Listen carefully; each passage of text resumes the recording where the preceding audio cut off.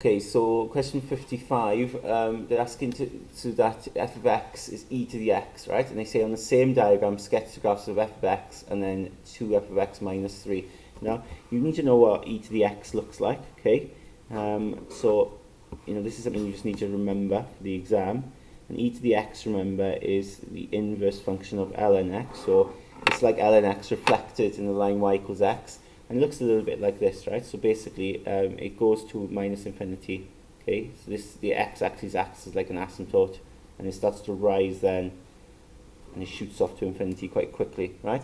So it crosses the y-axis at 1, right? Now remember the graph of y equals ln x went like this, and it crossed the x-axis at 1, yeah? And then it sort of took a while to get to infinity, right? For it to increase, and this here shoots off to infinity. It's close to the y-axis, just like the ln x was close to the x-axis. Okay, but that's your e to the x there. All right, and it does shoot off really quickly. But you could type in values if you're not sure in the exam. You could put like e to the 0. E to the 0 is 1. Okay, you could put e to the 6, and you realize it's quite big.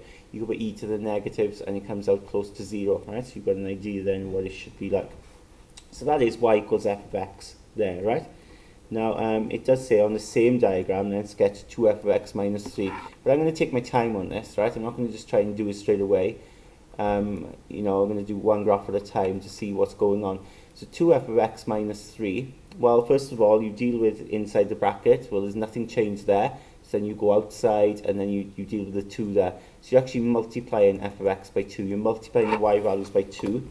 So if I do that, let's see what happens, right? And just think about it logically, right? Take your time on it. But what actually happens, if you think about it, if you're timesing, right? If you're doing this, timesing the y values by 2, right? Well, if you think about it here, that 1, if you're timesing that by 2, obviously it's going to cross the axis and that 2, isn't it? Okay? So that's where it's going to cross. Okay? And the other thing as well then, if you think about it, suppose y there is equal to 2, well, if you times it by 2, it's going to equal to 4. So it's going to rise even quicker, right? So if y is equal to, say, 3 there, when you times it by 2, it'll be 6. So it's going to be even steeper, right? And that's the important thing to recognize, that it will be even steeper here, okay? Right?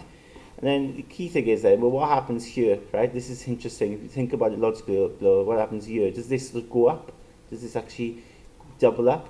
Well, it does, but if you think about it, this is so small, right? If you double it, it's not going to go up much, isn't it? So, suppose this is like 0.001 here. If I double it, it'd be 0.02. Do you know what I mean? So the height is going to stay the same. It's actually still going to be getting close to the x-axis, okay? Nothing's going to change much because the y values are so small, doubling it doesn't really make much difference. So you're still going to have that issue where it goes to the x-axis and that x-axis acts as an asymptote, and so it rises a bit quicker there. So that's 2f of x, and then it says 2f of x minus 3. Right, so I'm going to do another graph for that now, 2f of x minus 3. Of course, with this minus 3, it gets shifted down, right? So be careful here with this now, it gets shifted down 3. So I'm going to need to use this idea here to get this across, right?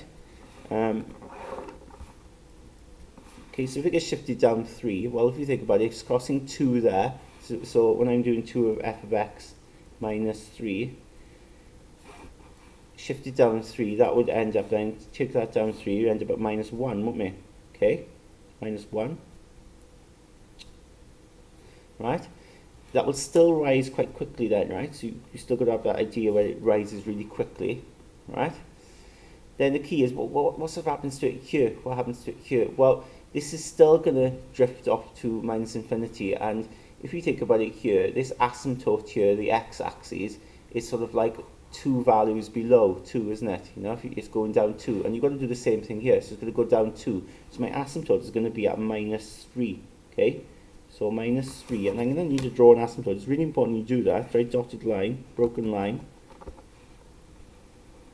Okay, really important you do that to show that it is actually going to infinity and doesn't actually reach that minus 3 line there. So we're going to have it going like that, right? So maybe I should need to have it a bit closer to the asymptote there. I should use a pencil really, shouldn't I? Okay. But the fact is, you see that idea there that's 2 below, going to the asymptote, so if it's crossing out -1, it'll be 2 below again, okay? And we've got that, so that's your 2f of x minus 3, okay? But it did say on the same graph we've got to draw y because f of x, so I need to draw this on here as well, right? Because it did say in the same graph. So let's just go back and the idea of that, just draw this. Crosses at 1, doesn't it? Y equals f of x, and of course then it goes to infinity and not so fast, okay? So this one will be y equals f of x. So you've got them both on the same graph.